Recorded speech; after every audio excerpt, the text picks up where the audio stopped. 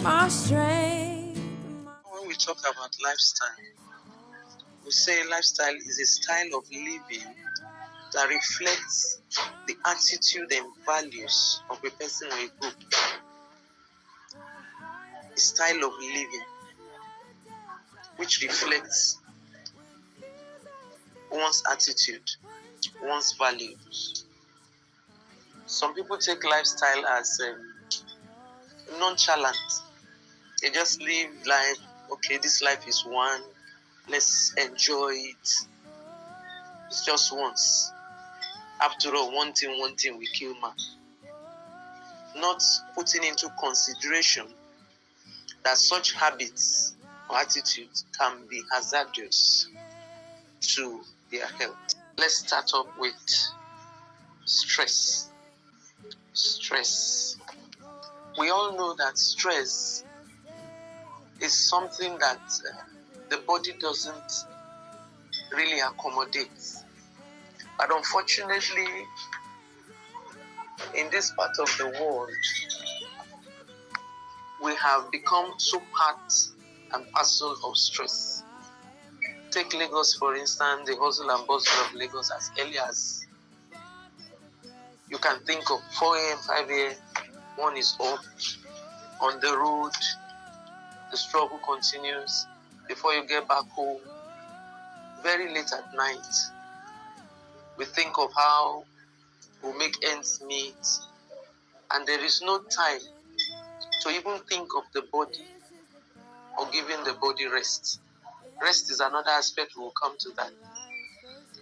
But we must understand that as much as it is, expected of us to keep body and soul together, we must try as much as possible not to overburden the body, because there's a capacity the human body can accommodate. And once we go to the extreme, the body will react. It's like in health, we have the health, something we call the health illness continuum. We have to the right positive, to the left negative, and we have a balance at the middle. And in health, we're expected to, be able to maintain a balance. Even if we are tilting, we tilt more to the right, which is the positives. So positive things that will make us, keep going, remain focused, having hope. I want to believe majority of us here are Christians, or every one of us. When the word says Christ in us is a hope of glory, looking unto Jesus, the author and finisher of our faith. And even in Matthew 11:20, it says, cast your burden upon me, I care for you.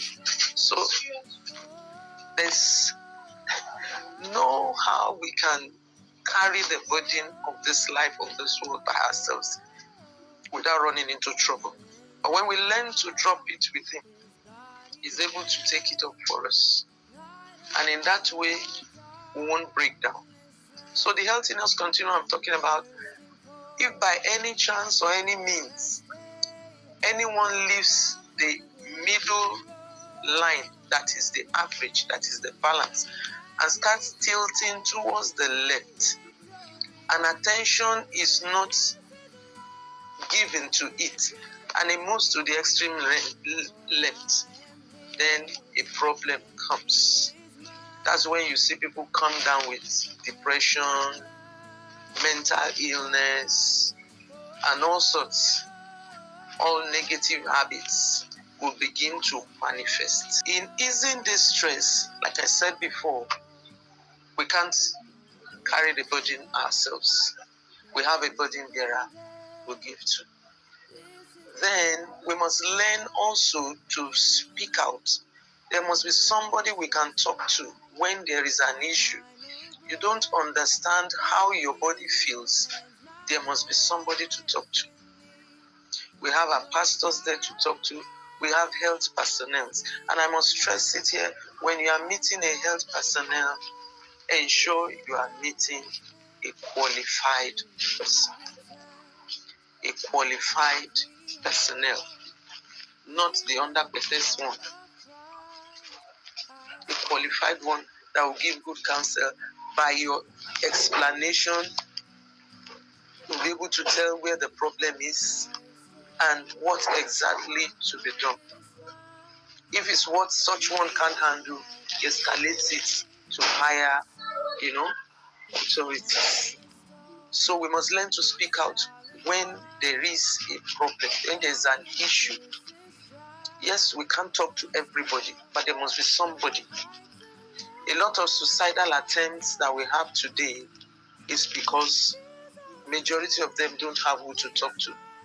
They don't have who to confide in.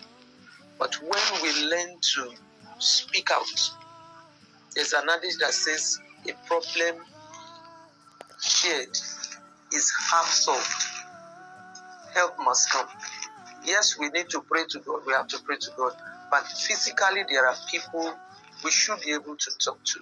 When we bottle up things for too long, one day the body will react and it will burst out.